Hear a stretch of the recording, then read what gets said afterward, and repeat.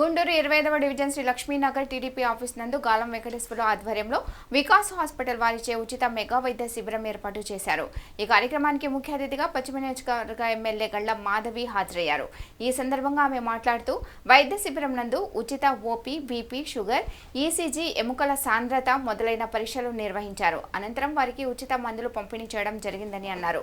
ఇంకా మరిన్ని శిబిరాలు ఏర్పాటు చేసి ప్రజలకు సేవలు అందించే విధంగా చేస్తామని అన్నారు.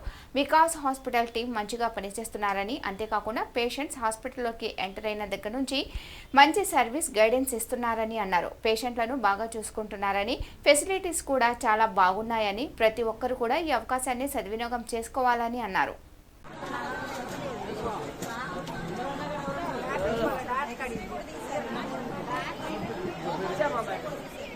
కుమారవరిని కుమారన్న కుమారవల్లి పేరెవరు?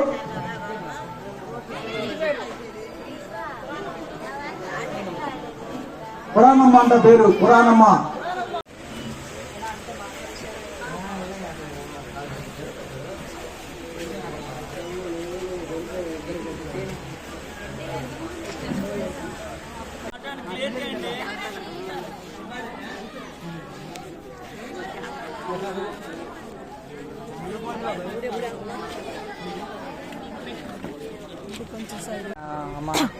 ఒక్క నిమిషం ఆగండి.